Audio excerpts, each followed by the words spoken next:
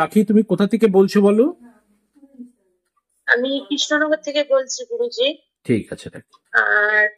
আর সরাসরি ফাইনালি চলে আসি। আজকে এক অদ্ভুত অনলাইন কনসালটেন্সি রাখি আমার সাথে হলো। তোমার রাখি কেমন লাগলো এবং যা যা বলা হলো কেমন ফিলিংস হলো তোমার এই ব্যাপারটাই? একদম গুরুজি, আগেও আপনি যেটা বলেছিলেন সেটা আজকেও মিল পেলাম, যে সেদিনও সব ঠিকঠাকই বলেছিলেন, আজকেও বিশেষ করে যে রওনককে যে কথাগুলো বলেছেন সেগুলো সবটাই মিললো।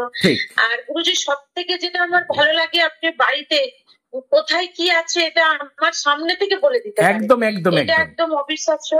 আর গুরুজি, খুব শীঘ্রই আমি জানি যে আপনার মতো মানুষ আছে যেখানে আমরা সমস্ত সমস্যা তো সমস্যারও শেষ নেই, সব সমস্যা।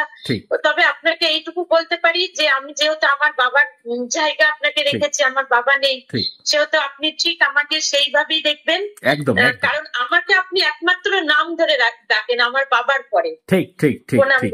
এবং রাখি, আমি আরেকটু কিছু বলে নি, উত্তর পূর্ব কোণে লাল সাদা পর্দার কম্বিনেশন এবং সরাসরি ভাবে বাড়িতে একটা জিনিস বানানো হতো, মানে যেটা বাঁশের উপরে, সেটাকে নিয়ে একটা ফ্রেশ কথা। এবং এবং এবং আমি বলার আগে বলে দিলেন এখানে এটা হতো একদম। এবং অন্নপ্রাশন এবং বিয়ে বাড়ির একটা নিমন্ত্রণ, অ্যানিভার্সারি ওরিয়েন্টেড, সেটাও তুলে ধরা হয়েছে। ওটাও আজকে আপনি বলে দিয়েছেন। একদম। হ্যাঁ, তো গুরুজি আশা করছি আপনি ভালো থাকুন। ঠিক আছে, আর আমাদের ভালো রাখুন। ঠিক আছে রাখি, ভালো থাকো, আনন্দে থাকুন, সুখে থাকো। জয় মা।